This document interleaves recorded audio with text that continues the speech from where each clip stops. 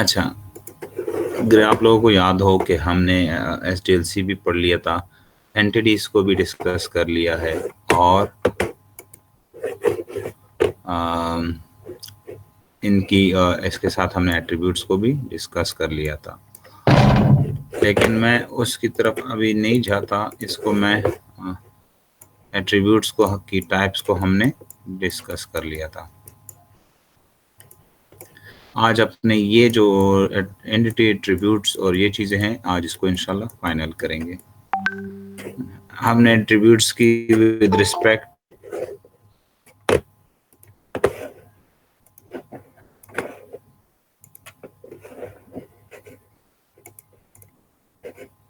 अच्छा जी, तो एट्रीब्यूट्स की हमने विद रिस्पेक्ट टू 3 कैटेगरीज इसकी डिफरेंट टाइप्स डिस्कस कर ली थी।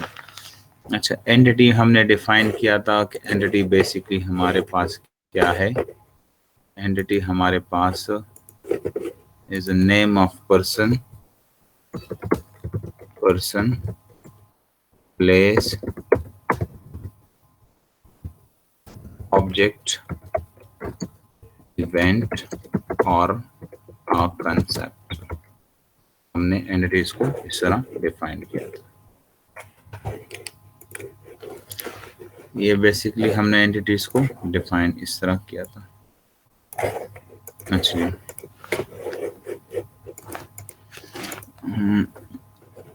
अच्छा, एंटिटीज की फिर इस डेफिनेशन के साथ एक और चीज जो आप लोगों को समझनी जरूरी है। एंटिटीज हमारे पास जो एग्जिस्ट करती है, वो आपके पास दो, किसी भी ऑर्गेनाइजेशन में एंटिटीज दो तरीकों से एग्जिस्ट करती है।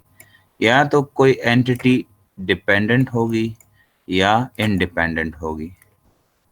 याद रखें। अच्छा, इंडिपेंडेंट होगी कोई भी एंटिटी, इंडिपेंडेंट, या वो एंटिटी, ये हम एंटिटी की बात कर रहे हैं। अच्छा, एंटिटी हमारे पास या तो इंडिपेंडेंट होगी या डिपेंडेंट होगी। मैं इसको इस तरह लिख देता हूँ, टाइम वेस्ट कर रहा है। अच्छा, अब इंडिपेंडेंट और डिपेंडेंट का क्या मतलब है। इंडिपेंडेंट वो एंटिटी होगी जो किसी ऑर्गेनाइजेशन में या किसी डिजाइन में वो इंडिपेंडेंटली एग्जिस्ट कर सकती है। से फॉर एग्जांपल, कोई बैंक का डेटाबेस है, बैंक में आपके पास एक एंटिटी, बैंक सिस्टम में एक आपके पास जो एंटिटी है वो है कस्टमर। मैं उसको कस्ट से ये भी एक एंटिटी है। एक और एंटिटी जो बैंक सिस्टम में बड़ा यूज होती है वो है लोन। लोन के बारे में भी आपका ऑर्गेनाइजेशन डेटा स्टोर करना चाहता है ना। तो ये दो एंटिटीज हैं, एक कस्टमर है और एक लोन है।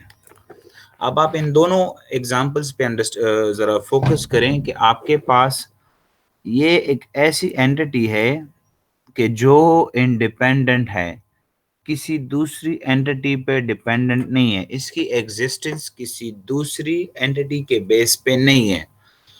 कोई और एंटिटी हो या ना हो, कस्टमर का डेटा हम स्टोर करेंगे। कस्टमर एक इंडिपेंडेंट एंटिटी है। क्लियर हो गई बात। अच्छा, इसके बरक्स से जो दूसरी एंटिटी मैंने लिखी है, इसमें आप जरा देखें कि ये आपके पास लोन किसको दिया जाता है, लोन कौन लेता है, तो लोन कस्टमर लेते हैं। तो इस किस्म की एंटिटीज आपके पास क्या है, ये डिपेंडेंट है। लोन की एंटिटी तब होगी जब कस्टमर की एंटिटी होगी, इसकी एग्जिस्टेंस इस एंटिटी के बेस पे है। ये एंटिटी इस एंटिटी पे डिपेंडेंट है, इसीलिए हम इस कस्ट को इंडिपेंडेंट कहते हैं। It's independent of other entities, while the loan is an entity that is dependent on the customer entity.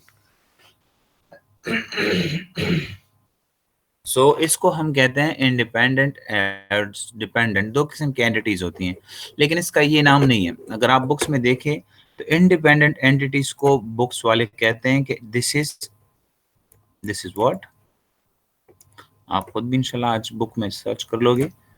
Strong entity को मैं ईटी से रिप्रेजेंट कर देता हूँ, समझ में आई।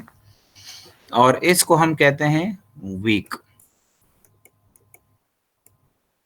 आई होप आपको समझ में आ गया होगा। समझ में आई बात। ये आपके पास एक स्ट्रॉन्ग एंटिटी है।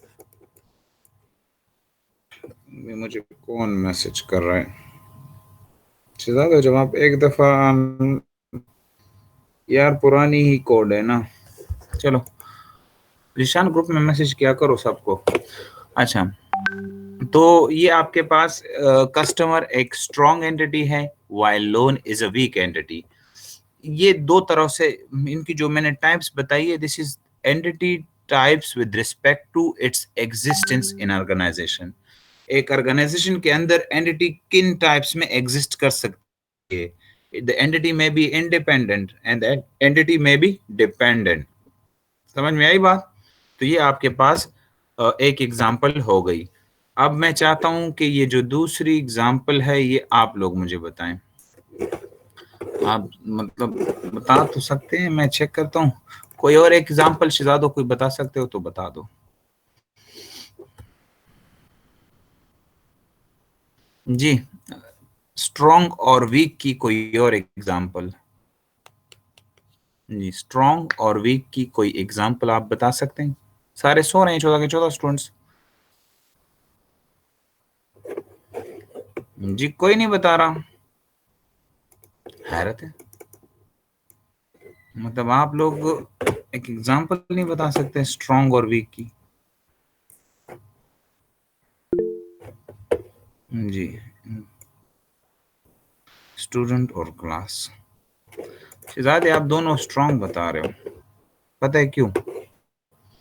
स्ट्रॉन्ग इन सेंस कि अगर आपके स्टूडेंट्स का डेटा भी होता है बिल्डिंग ऑफ रूम, नहीं आप किधर और जा रहे हो। मैं आपको चलो इसकी समझ आ गई ना इस एग्जाम्पल की, इसको तो मिटा दूं ना।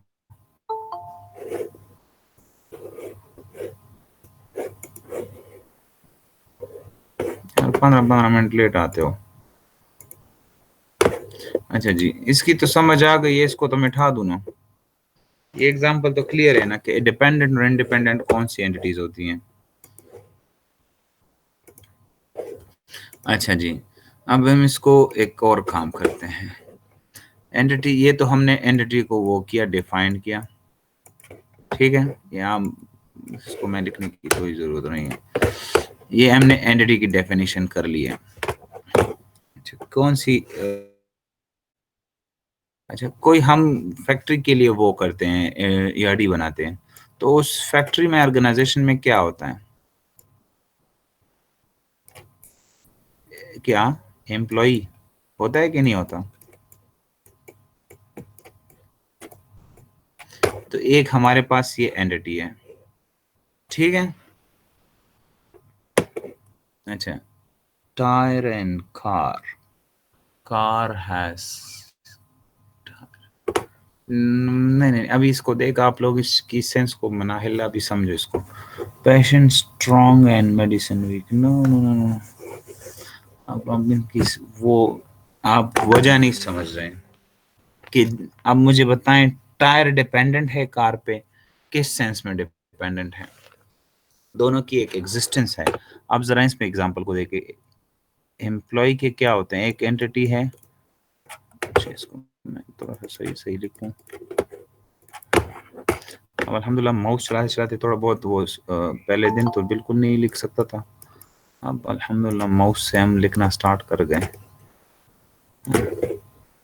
एक तो टाइम पे आया करो।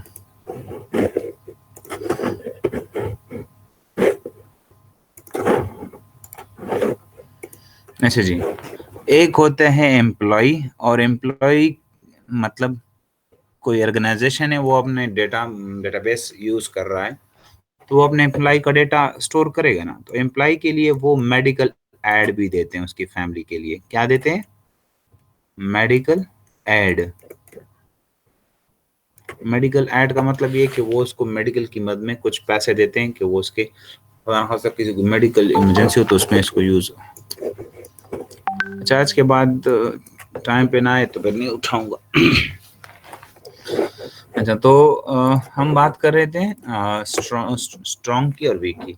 अब ऑर्गेनाइजेशन के अंदर एम्प्लॉय तो होगा, एम्प्लॉय तो ऑर्गेनाइजेशन के अंदर मस्ट होगा।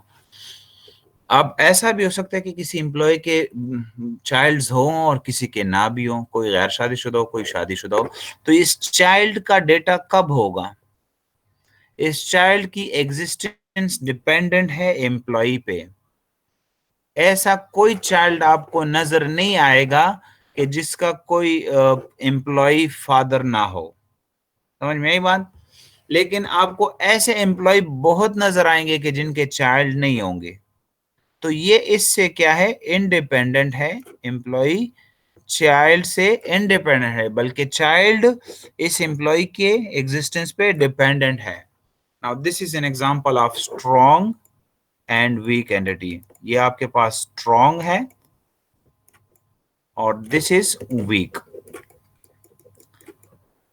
ये जो हम टाइप्स डिस्कस कर रहे हैं, these are the types of entities with respect to its existence in an organization। कि एक ऑर्गेनाइजेशन के अंदर आपके पास क्या होगा, एक ऑर्गेनाइजेशन के अंदर एंटिटी आपके पास किन किन टाइप्स में एग्जिस्ट कर सकती है। This is an example. Employ has child, now child is a weak entity while आपका employ is a strong entity. हाँ जी, समझ आ गई? Employ parents weak entity, private school and students. जी, आई होप आपको इन दो एग्जांपल से समझ आ गई होगी। फिर भी कोई क्वेश्चन हो तो आप पूछ सकते हैं। हाँ जी, कोई क्वेश्चन है? कोई क्वेश्चन है किसी का कि नहीं? मैं आगे जाऊं? अच्छा जी, चलो बात करते हैं। इसको मैं ऐसा कर देता हूँ।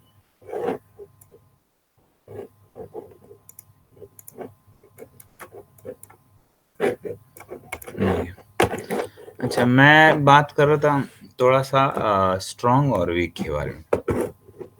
हमारा फ्लो हमने OSDLC इसलिए पढ़ा कि आप लोगों को थोड़ा सा वो बेसिक समझाऊं।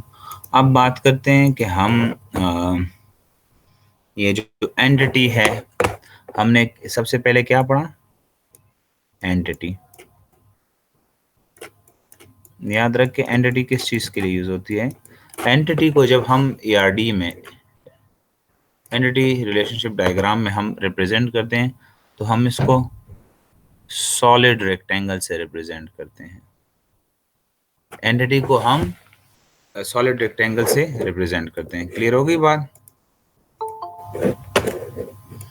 यार हमारा टाइम पे आया करो यार।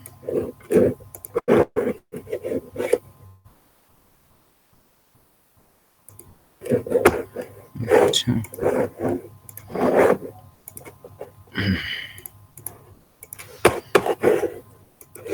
अच्छा, तो हम क्या पढ़ रहे थे? हम एंटिटी की रिप्रेजेंटेशन डिस्कस कर रहे थे कि एंटिटी हमारे पास बेसिकली हम इसको रिप्रेजेंट करते हैं सॉलिड रेक्टेंगल से। लेकिन जैसा कि आपने पढ़ा कि एंटिटीज के हमारे पास दो तरीकों से एंटिटीज जो होती हैं। एक आपके पास स्ट्रॉन्ग होती है। क्या? स्ट्रॉन्ग। मैं आपको ग्राफिकल रिप्रेजेंटेशन, इसकी मैं रिप्रेजेंटेशन आपको समझा रहा हूँ। एक आपके पास स्ट्रॉन्ग एंटिटी होती है, एक आपके पास वीक एंटिटी होती है। समझ में आ रही बात? अच्छा, ये आपके पास स्ट्रॉन्ग एंटिटी टाइप को हम वो करते हैं सॉलिड रेक्टेंगल से रिप्रेजेंट करते हैं। जो हमारे पास वीक होती है वो डबल रेक्टेंगल होती है। वो एक, और अगर आपने इससे पहले एग्जांपल में देखा होगा तो मैंने इसको दो में से, तो वीक को हम फिर इस तरह रिप्रेजेंट करते हैं। स्ट्रॉन्ग हमारे पास एक सिंगल सॉलिड रेक्टेंगल में होगा और ये वीक हम इस तरह रिप्रेजेंट करते हैं। अच्छा, ये तो थी एक बात। अच्छा, दूसरी बात कि हम अक्सर इसमें कुछ ना कुछ लिखते हैं। फॉर एग्जांपल, मैं कोई एंटिटी लिखता हूँ स्टूडेंट्स, तो मल्टीपल स्टूडेंट्स है ना, तो याद रखें एक तो आपका ये सारा ब्लॉक लेटर में होगा, क्या होगा, सारा आपका जो इसका कन्वेंशनल स्टाइल है ये आप सारा एआरडी में ब्लॉक लेटर में लिखेंगे। आप स्टूडेंट्स क्या है, मल्टीपल्स मैनी स्टूडेंट्स है, there are more than 100-200 students. लेकिन आप जब ड्रा करेंगे पेपर पे या आप ईआरडी बनाएंगे कहीं पे भी, तो आपने इसको एक तो आपने सबको क्या करना है, ब्लॉक लेटर इसमें लेना है। दूसरी बात, इसको आपने हमेशा सिंगुलर नाउन लेना है। ये हमेशा आपके पास क्या होगा, सिंगुलर नाउन होगा। आप 2000 स्टूडेंट्स के लिए ईआरडी बना रहे हैं, 2000 स्टूडेंट्स के लिए 2000 स्टूडेंट्स का डेटा एक ऑर्गेनाइजेशन में स्टोर वो कर रहे हैं, उसके लिए डेटाबेस बना रहे हैं, तो आप उन 2000 स्टूडेंट्स को स्टूडेंट से रिप्रेजेंट करेंगे। अब इसके पीछे एक लॉजिक है, वो आगे जाके आपको समझ आ जाएगी। समझ में आई बात? तो ये एक तो आपने इसको सॉलिड रेक्टेंगल में एंटिटी को बंद करना है, दूसरा आपने इसको सिंगुलर नाउन लेना है, तीसरा आपने इसको ब्लॉक लेटर में इसको रिप्रेजेंट करना है। क्लियर हो गई बात जी? कोई क्वेश्चन हो यहाँ तक बता दो कि मैं फिर आगे जाऊं। जी कोई क्वेश्चन है किसी का?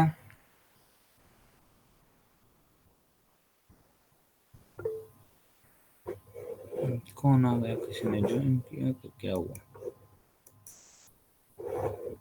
जी समीउद्दीन बोलें। समीउद्दीन बताएं शहजादे।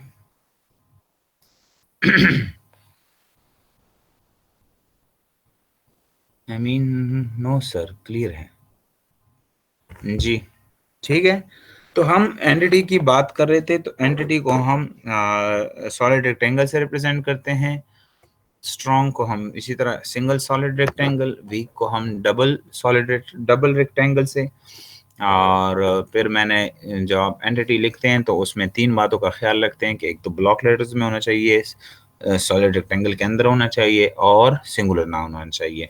ये इसकी तीन बातें आप लोगों को याद करनी चाहिए। अच्छा, ये तो थी बात एंटिटीज की।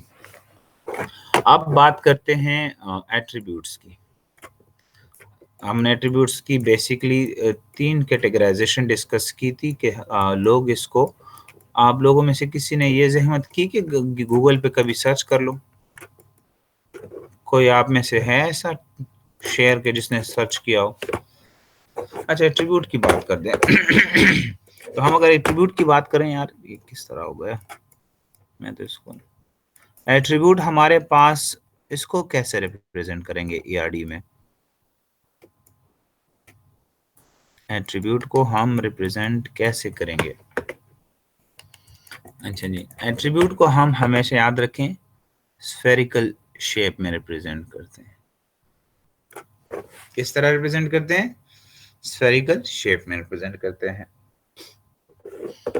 आपको मैं एक सिंपल एग्जांपल दे दूं कि हमारे पास एक एंटिटी है स्टूडेंट, मैं इसको इस तरह शॉर्टकट लिखता हूं, और इसके हमने डेटा स्टोर करना है नेम, इसकी आईडी और इसकी एज।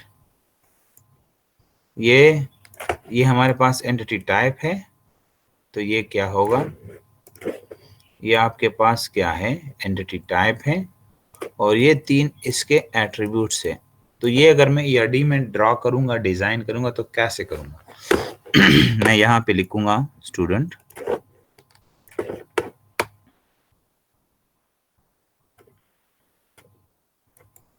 स्टूडेंट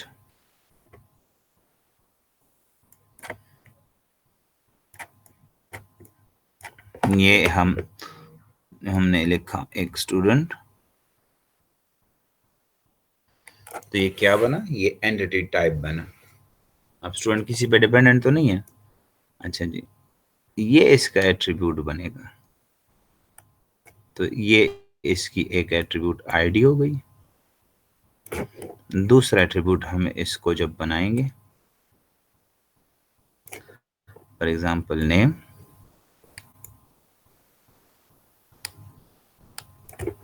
और तीसरा एट्रीब्यूट इसका क्या बनेगा, एज। अब आप जरा देखें ना, अगर आप ईआरडी को देखेंगे तो मुझे ऑटोमेटिकली पता चल जाएगा कि ये एक टेबल में बनाऊंगा डेटाबेस में, जिनमें 3 कॉलम्स होंगे। एक कॉलम में आईडी स्टोर होगा, दूसरे में नेम स्टोर होगा, तीसरे में एज स्टोर होगा। आई होप आपको इस एग्जांपल की समझ आ रही होगी। तो हम एट्रीब्यूट्स को किस तरह रिप्रेजेंट करते हैं? We represent attributes with a spherical shape. हम इसको किस से रिप्रेजेंट करते हैं? स्फेरिकल शेप से। इसको आप ओवल भी कहते हैं। क्लियर है? अच्छा, तो हम ये हम बात कर रहे थे उसकी एट्रीब्यूट्स की, कि एट्रीब्यूट्स को रिप्रेजेंट करने के लिए हमें ओवल शेप यूज करते हैं। लेकिन आपके जहन में क्वेश्चन ये होगा कि हमने तो इसमें सिंपल और वो कंपोजिट की बात भी की थी। अच्छा जी, पहले जो हमने इसकी वो की थी यार, इसको मिटाऊं मैं इस तरह, अल्लाह अकबर, इसको अंडू कर लेता हूँ, तो दोबारा लिखने से अच्छा है कि इसको ही मिटा दूं। अच्छा, हम बात कर रहे थे, मैं वन बाय वन, आप लोग साथ में अगर अपना लिखना चाहें तो आप लिख भी सकते हैं। अच्छा, कर रहे थे कि एट्रीब्यूट्स हमारे पास, या तो विद रिस्पेक्ट टू स्ट्रक्चर की बात कर रहा हूं, कि हमारे पास या तो एट्रीब्यूट सिंपल होता है या आपके पास वो कंपोजिट होता है। हम उसकी बात कर रहे थे।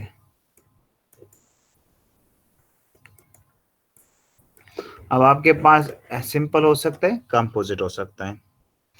अच्छा, फॉर एग्जांपल आईडी है। आईडी आपके पास क्या था? सिंपल था, तो सिंपल इस तरह होगा। कंपोजिट कैसे होते हैं? कंपोजिट को किस तरह, फॉर एग्जांपल मैं यहाँ पे जरा कंसंट्रेट करें। यार क्या हो गया मेरी, अच्छा जी,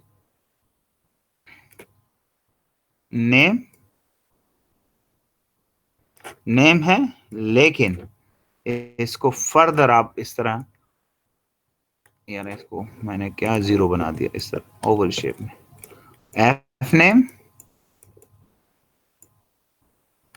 और एल नेम। अब आपको नजर आ रहा है कि ये आईडी हम मेरे पास एक सिंपल एट्रीब्यूट है, while the name is a composite attribute because name can be जी एग्जैक्टली, एटॉमिक भी कहते हैं। और तो आपके पास नेम को हमने फर्दर क्या किया, डिकम्पोज कर दिया। समझ में आई बात? तो इस तरह हम फिर सिंपल और कंपोजिट एट्रीब्यूट को रिप्रेजेंट करते हैं ईआरडी के अंदर। समझ में आई बात? अच्छा, तो ये तो इसकी पहली टाइप थी। कोई क्वेश्चन हो तो आप साथ साथ में कर सकते हो। अच्छा, मैंने इसलिए क्वेश्चन पैनल यहाँ पे मैंने रखा है, आप माइक भी यूज कर सकते हो। मैं अगर नहीं पढ़ रहा हूँ तो आप माइक से भी मुझे रिमाइंड करवा सकते हो। तो स्टूडेंट की आईडी एक ऐसे एट्रीब्यूट है जो कि है सिंपल एट्रीब्यूट, और नेम कौन सा है? Composite attribute. क्लियर होगी बात?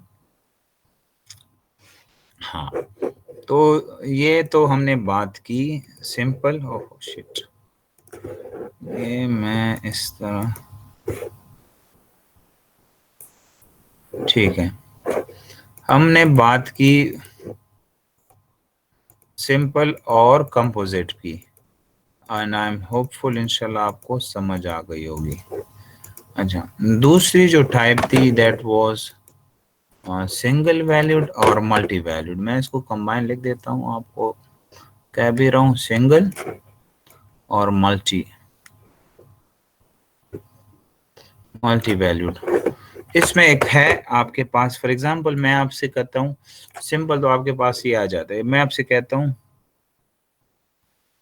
इसकी कोई एट्रीब्यूट है जो कि मल्टी वैल्यूड है, तो हम इसको डबल ओवल में बंद करेंगे।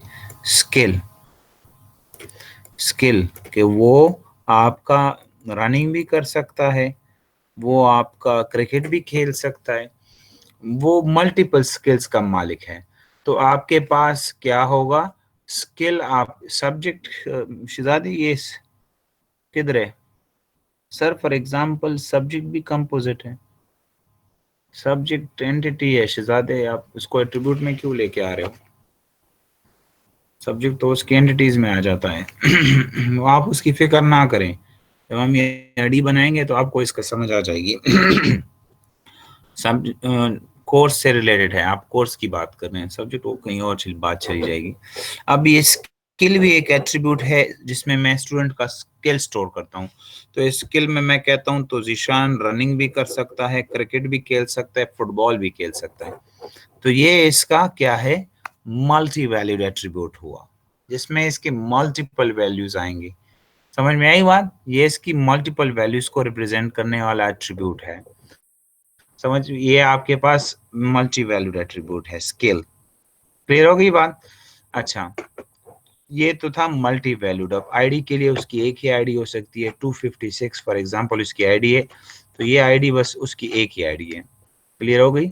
उसमें आपकी सिंगल वैल्यू हो जाती है। स्किल में इसकी मल्टीपल वैल्यूज होती हैं। तो इसलिए इसको मैं इसकी skill is a multi valued while the ID is a single valued attribute. ये इसकी दूसरी जो हमने टाइप पढ़ी थी विद रिस्पेक्ट टू वैल्यूज, इसकी जो टाइप्स बन रही थी। अच्छा, तीसरा हमने इसकी कैटेगराइजेशन डिस्कस की थी विद रिस्पेक्ट टू स्टोरेज। तो वो आपके पास दो थी कि आप एक तो stored attributes and that is permanently stored, और दूसरा आपके पास डिराइव एट्रीब्यूट की हमने बात की थी। डिराइव्ड एट्रीब्यूट्स में अच्छा, अब इसमें क्या होगा, यहाँ पे देखिए हम स्टूडेंट्स का क्या स्टोर करते हैं, डेट ऑफ बर्थ स्टोर करते हैं। तो डेट ऑफ बर्थ आपके पास क्या है, ये आपके पास एक डेट ऑफ बर्थ क्या हो गया लोगों का,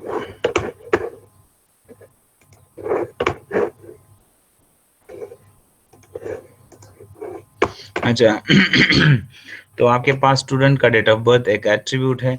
इस एट्रीब्यूट से हमें ड्राइव करते हैं, तो हम इसी से इस तरह करेंगे और उसको इस तरह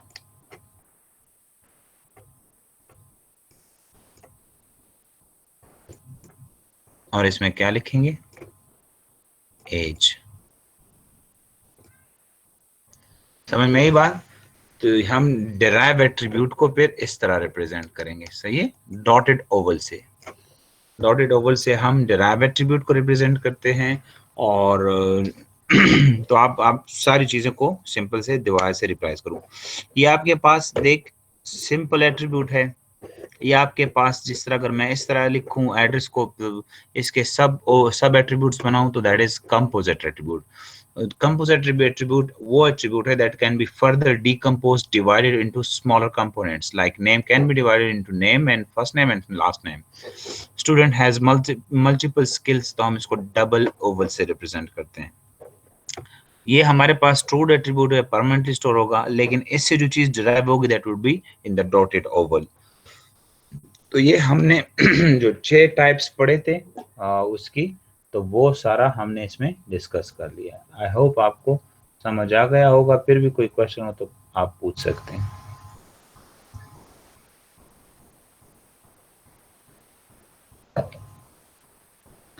हाँ जी, बिल्कुल। खामोशी का मतलब ये है कि आपको तो सब बातों की समझ आ गई, लेकिन या तो किसी जी जुनेदुल्लाह क्या कहे, सिलेबस मल्टी वैल्यूड क्या मतलब, सिलेबस कैसे मल्टी वैल्यूड है? सिलेबस तो एक ही होता है, इसमें ये वो तो एक चीज एक होती है। अच्छा, एक चीज को याद रखो शिजादो, आप एक चीज को मिस कर जाते हो हमेशा। आप स्टूडेंट्स की उस नज़र से देख रहे हो कि मेरा सिलेबस भी है, मेरा कोर्स भी है, लेकिन आप उसको ऑर्गेनाइजेशन की व्यू से नहीं देख रहे हो। ये जो आपको जिस लेवल पे डेटा जिस तरह नजर आ रहा है ना, आप इसको ऑर्गेनाइजेशन की लेवल पे देखोगे तो वो डिफरेंट लुक देगा। से फॉर एग्जांपल यहाँ पे स्टूडेंट ने सब्जेक्ट की बात की, आपने सिलेबस की बात की। सिलेबस का स्टूडेंट से कोई ताल्लुक नहीं है। अब किसका सिलेबस नहीं, कोर्स का है। अब SE का अलग कोर्स है, CS का अलग कोर्स है, TS का अलग कोर्स है। सर एक बंदे के पास 2 मोबाइल नंबर हो तो वो मल्टी वैल्यूड है, आप कह सकते हैं। डेफिनेटली आप उसको भी कह सकते हैं multi valued, multiple values. Sir derive जरा समझा दें। अच्छा सलम, शहजादे, अब आपकी डेट ऑफ बर्थ है सर, फॉर एग्जांपल आपकी डेट ऑफ ईयर, जिस ईयर में आप पैदा हुए हैं वो है 2000, आप 2000 में पैदा हुए हैं। आजकल कौन सा डेट चल रहा है? आजकल चल रहा है 2020। तो मैं आपकी डेट ऑफ बर्थ से आपका एज निकाल सकता हूं। कैसे? कि मैं करंट टाइम डेट से, करंट जो अभी चल रहा है कि 28 अप्रैल 2020 से आपकी डेट ऑफ बर्थ को सब्ट्रैक्ट करूं, तो वो सब्ट्रैक्ट करने से आपकी एज आ जाएगी। फॉर एग्जांपल आप कौन सा चल रहा है 2020 से 2000 को डिवाइड करो तो आपकी उम्र क्या बनी? 20। तो ये एक डिराइव एट्रीब्यूट है, इसको, और हम इसको डेटाबेस में स्टोर भी नहीं करते हैं, क्योंकि ये हम कैलकुलेशन से क्या कर सकते हैं, कैलकुलेशन से ये निकाल सकते हैं। अब आपकी एज में आज आपकी डेट ऑफ बर्थ किससे के थ्रू निकाल सकता हूं ना, कि करंट टाइम से, करंट डेट से मैं आपकी डेट ऑफ बर्थ को सब्ट्रैक्ट करूं तो ऑटोमेटिकली मेरे पास आपका ओरिजिनल एज आ जाएगा। एक और एग्जांपल आपको देता हूं। स्टूडेंट के हम मार्क्स ऑब्टेन लेते हैं, मार्क्स ऑब्टेन, अब मार्क्स ऑब्टेन है, अब परसेंटेज भी होती है, तो परसेंटेज हमारे पास एक डिराइव एट्रीब्यूट है। वजह क्या है कि वो हम किससे वो करते हैं, वो हम निकालते हैं किससे, आपकी मार्क्स ऑब्टेन्ड से। So percentage is an other derive attribute, ये आप कैलकुलेशन से इसको निकाल सकते हैं। समझ में आई बात? सर लास्ट में सिकॉस के लिए एक ERD बन दे, सबको समझ आ जाएगी। तो ये आप लोगों से बनवाऊंगा, ये क्या कर रहा हूँ। अब आप आके मुझे टीचिंग स्टाइल भी बता रहे हैं, माशाल्लाह। आप जुनैद लोग, आप लोगों से बनवाऊंगा। सबर कर, जीशान का क्वेश्चन स्किप हुआ। अच्छा, तो ये था डिराइव्ड। जी सलमान, आपको समझ आ गई? हाँ ठीक है, सलमान ने यस कह दिया। अच्छा, कहते हैं जीशु स्किल्स तो नहीं है, शहजादी स्किल्स हैं, स्किल्स तो है मल्टीपल वैल्यूज। 2 नंबर मोबाइल तो स्किल नहीं है सर। तो वो आप इस तरह करो, आप कॉन्टेक्ट नंबर लो, उसको कॉन्टेक्ट नंबर लो, और उसको इस तरह भी कर सकते हो। आप उसको विद रिस्पेक्ट टू स्ट्रक्चर लेते हो तो इस तरह रिप्रेजेंट करते हो, कॉन्टेक्ट नंबर 1, कॉन्टेक्ट नंबर करोगे। अगर आप उसको इस तरह मल्टी वैल्यू लेना चाहते हो तो आप उसको डबल ओवल में बंद करोगे। जी समझ आ गई निशान? आप रिप्लाई करें। अच्छा जुनैद, लास्ट में सीकॉस की आईडी ये मैं नहीं बनाऊंगा, इसलिए आप लोगों से बनवाऊंगा। अकबर अली शाह हंस पड़े हैं, ये तो असाइनमेंट दिया। अच्छा, ये असाइनमेंट दे सकता हूँ, चलो ये आपने अच्छी बात की। I like Jack gaming. Muzammil, आपने बात सीखी है। ये तो असाइनमेंट, वो अपनी असाइनमेंट तो सबमिट करो। शायद 2-3 हफ्ते हो गए हैं, खुदा का खौफ करो।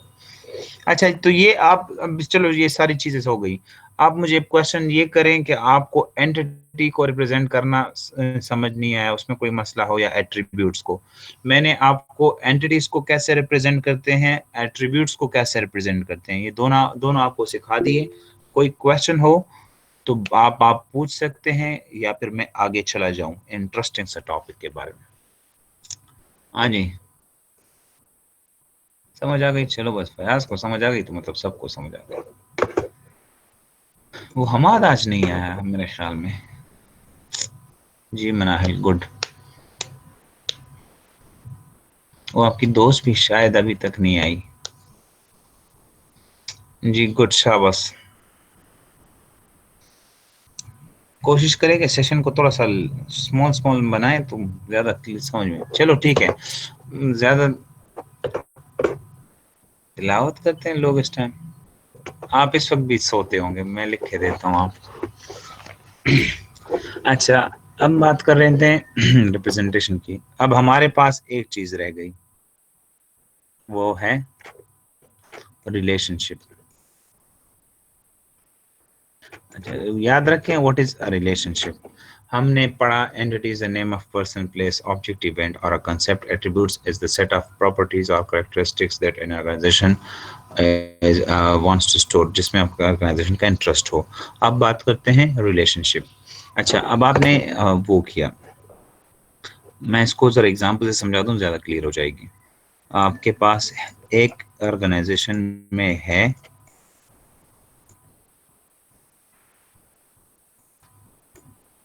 टीचर और दूसरा है स्टूडेंट। मैं इसको स्टडी लिख देता हूँ, बस आप पूरा इसको समझ लें। अब टीचर और स्टूडेंट के बीच जो एसोसिएशन है, इसके बीच क्या है, जो लिंक है या एसोसिएशन भी कह सकते हैं, एसोसिएशन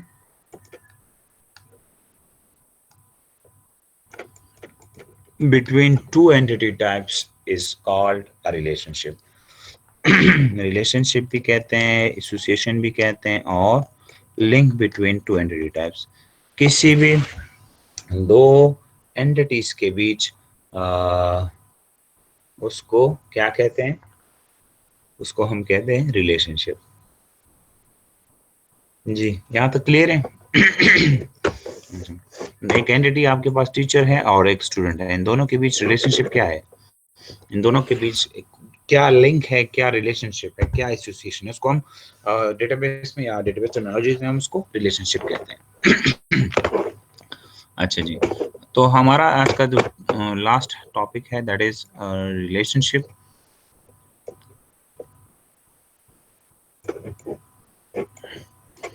रिलेशनशिप में क्या होगा? अच्छा, रिलेशनशिप को हम रिप्रेजेंट करते हैं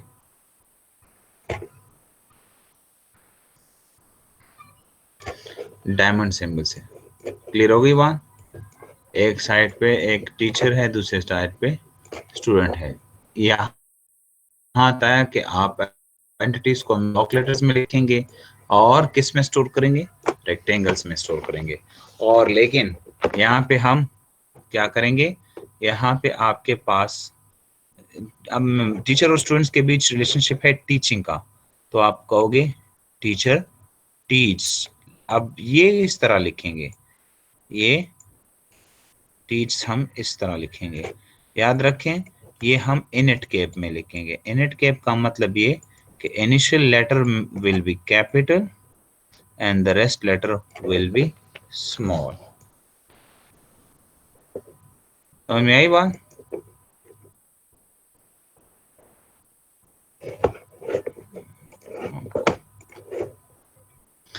initial letter will be capital and the rest will be small.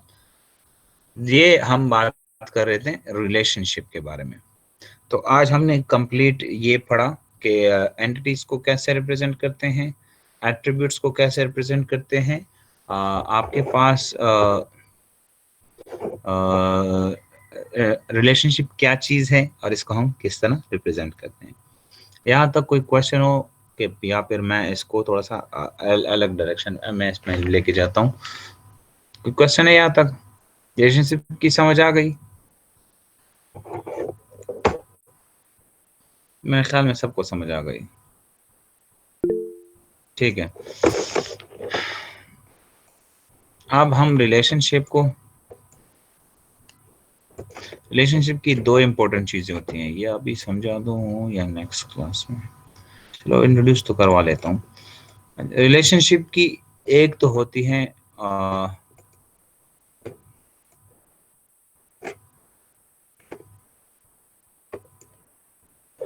एक आपके पास होगी डिग्री और दूसरी आपके पास होगी कार्डिनैलिटी।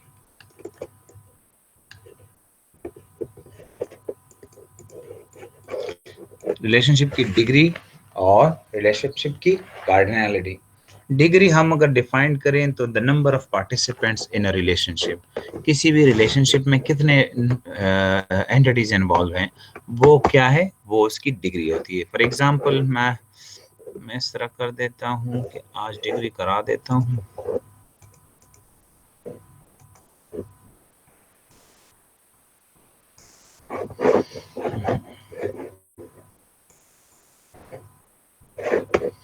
अच्छा, डिग्री मैं करा देता हूँ।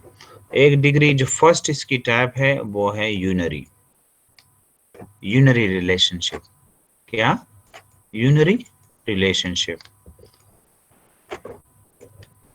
हम अक्सर जब ERDs बनाते हैं तो उसमें आपके पास यूनिट रिलेशनशिप आपको नजर आए। अब आपके पास आप एक डेटाबेस बना रहे हैं जिसमें आप किसी आइटम को स्टोर करते हैं, आइटम का इंफॉर्मेशन, कोई माचिस बनाने वाली फैक्ट्री है, तो वो अपने माचिस की तीलियों को क्या कहते हैं? आइटम कहते हैं। अच्छा, वो माचिस की तीलियां किसी डिब्बे में भी हम वो पहले डिब्बे में रखते हैं, फिर उसको डिस्पोज करते हैं, तो वो इस डिब्बे की इंफॉर्मेशन भी स्टोर करते हैं। तो बेसिकली क्या होगा? आइटम, हम यार रिलेशनशिप बना रहे हैं। अच्छा, कहाँ चला गया मैं?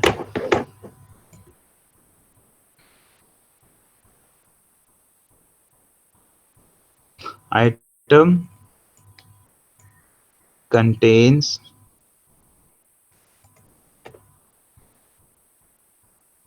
An item. किधर गया हूँ? एक आइटम के अंदर दूसरे आइटम की वो है, दूसरा आइटम है। अब इन आइटम के बीच रिलेशनशिप क्या है? ये एक रिलेशनशिप है कंटेन्स। इसके कितने पार्टिसिपेंट्स हैं? ये आइटम इसका एक पार्टिसिपेंट है। तो अगर किसी रिलेशनशिप में आपके पास कितने एंटिटी टाइप्स हैं? कितने हैं? नहीं है, एक एंटिटी टाइप है। तो अगर तो डिग्री ऑफ रिलेशनशिप का मतलब क्या है? The number of participants involved in a relationship. या सिंपल अल्फाज में आप पाकिस्तानी तरीके से सुन ले के the number of entity types involved in a relationship is called the degree of that relationship. Now, in this example, we have only one entity type. That means the degree of this relationship is unary. इसकी relationship की degree क्या है? Unary है. That means के one है। Clear हो गई बात? अच्छा, तो ये हमने बात की यूनरी रिलेशनशिप के बारे में। इसकी समझ आई कि नहीं? इसकी कोई और एग्जांपल? हाँ, ठीक है। क्यों जीशान, क्यों नहीं आई? एक बार क्या, एक बार चलो, हम कोई मैरिज ब्यूरो है, वो ARD बना रहे हैं, तो पर्सन, ये हमारे पास क्या है? एक एंटिटी है, इसको हमने एक रिलेशनशिप के थ्रू लिंक किया। इज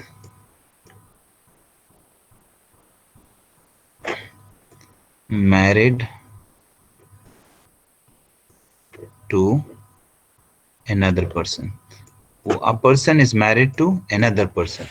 Now, is married ये एक रिलेशनशिप है दो पर्सन्स के बीच, लेकिन ये पर्सन एक ही एंटिटी है।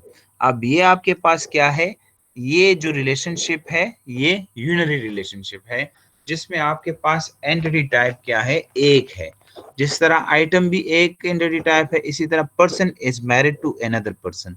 तो पर्सन तो दोनों की सेम एंटिटी टाइप है, लेकिन इस रिलेशनशिप में हम इसको क्या करते हैं कि इस रिलेशनशिप के इसकी एक एंटिटी टाइप है, इसलिए इसकी डिग्री क्या है? 1 है। अब जिनको समझ नहीं है वो थोड़ा सा वेट पढ़ेंगे ना, उसमें आपको ज्यादा समझ आ जाएगी इंशाल्लाह। तो अब दूसरा क्या है? दूसरा है, दूसरी को मैं एग्जांपल पहले दे देता हूं क्योंकि आपको ज्यादा क्लियर हो जाएगी। Teacher,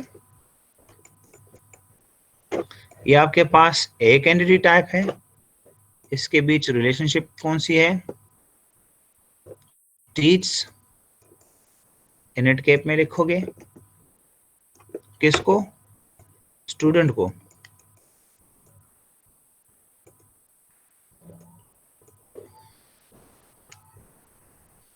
teacher teach to student. Now in this relationship ये टीचर टीच क्या है? ये टीच हमारे पास एक रिलेशनशिप है। कौन सी रिलेशनशिप है? इसमें कितने, इसकी डिग्री क्या है? इसकी डिग्री है 2। Degree is equal to 2। That means के there are 2 entity types involve, teacher and student. तो इस रिलेशनशिप को मैं क्या कहूंगा कि इसकी डिग्री क्या है? इसकी डिग्री बाइनरी रिलेशनशिप है। It's a binary relationship. Binary relationship, अब जैसी मैं कहूंगा कि इट्स अ बाइनरी रिलेशनशिप, आपके जहन में ऑटोमेटिकली ये बात आनी चाहिए ये हमारे पास क्या है, एक आपकी तारिक अजीज को अभी क्लास याद आई, इट्स अ बाइनरी रिलेशनशिप। तो इसमें आपके पास दो एंटिटी टाइप्स इन्वॉल्व होंगे। क्लियर होगी बात? जी जीशान और जुनेद, अब आपको वो यूनरी और बाइनरी की समझ आ गई। यूनरी वो रिलेशनशिप होगी कि जिसमें आपके पास एंटिटी टाइप वो एक होगी। बाइनरी रिलेशनशिप या बाइनरी रिलेशनशिप वो होगी कि जिसमें डिग्री 2 मींस 2 एंटिटी टाइप्स होंगे। क्लियर है? तो ये इसकी दूसरी डिग्री है। अब बात करते हैं बात करते हैं थर्ड पे, एक और रिलेशनशिप की डिग्री है। अब आपके पास डॉक्टर, ये हमारे पास एक एंटिटी टाइप है, डॉक्टर है और पेशेंट है। Doctor and patient. अच्छा, डॉक्टर प्रिस्क्राइब करता है।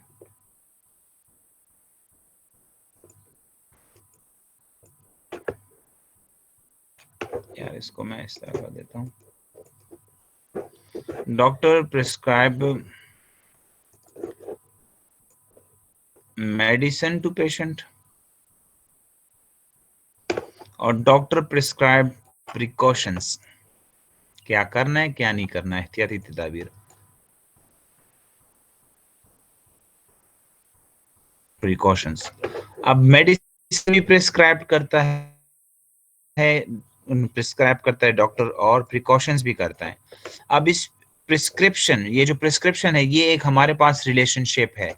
आप मुझे बताएं इसकी डिग्री क्या होगी? इसकी डिग्री होगी 3, 1, 2 और 3 डिग्री होगी। तो इसको हम डेटाबेस में टर्नरी रिलेशनशिप कहते हैं। क्या कहते हैं? टर्नरी रिलेशनशिप, क्योंकि इसमें आपके पास 3 एंटिटी टाइप्स इन्वॉल्व है। क्लियर हो गई बात? अच्छा, कोई क्वेश्चन हो तो पूछ लो, वरना मैं आगे जाता हूँ। मेरे ख्याल में क्लियर, इतना कोई मसला नहीं होगा इंशाल्लाह। अब आप लोग काइंडली एक काम करें, ईशान क्या क्वेश्चन है शहजादे? ठीक है जी, आप काइंडली आप लोग जरा टाइम निकालें, आप काइंडली जरा अपने 1-2 मिनट 3 मिनट, खैर रोजा है, आप अफ्तारी के बाद जरा सर्च कर लें किसी ERD को, ERD ऑफ अ स्कूल, और उसमें देखें कि इमेजेस इस तरह की इमेज होगी। ये आप जरा कंसंट्रेट करें, ये आपके सामने मैं एक वो खोल रहा हूँ, आप जरा कंसंट्रेट करें, ये थोड़ा सा एक्सप्लेन कर दूं।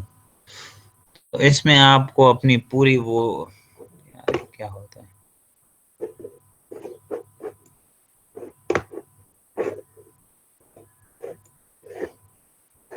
ना ही दिखाओ तो अच्छा है, यहीं पे देख लेते हैं।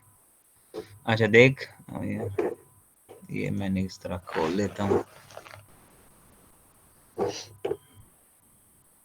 पहले से हमने वो नहीं किया हुआ, लेकिन काइंडली मेरे इसका मतलब ये है कि आप जरा ERD को वो देखें। अब जहाँ यहाँ पे देखिए एक स्ट्रॉन्ग एंटिटी ऑटोमेटिकली अल्लाह ने, library book has a copy is written by author, ये आपके सिंपल एक लाइब्रेरी रिलेटेड एक ERD है। तो आप इसमें ज़रा देखें कि यहाँ पे आपको एट्रीब्यूट्स भी नज़र आ रहे हैं, ये वीक एंटिटी नज़र आ रही है, ये बाकी जो चीज़ें हैं ये कार्डिनलिटी में कंसर्न करती हैं। क्लियर है? तो ये इंशाल्लाह ये कवर हो जाएगा। अच्छा, अब आप क्वेश्चंस करें जीशान, हाँ कोई क्वेश्चन हो तो आप कर लें। मेरे ख्याल में आप रिकॉर्डिंग बंद कर दें जीशान। एंटिटी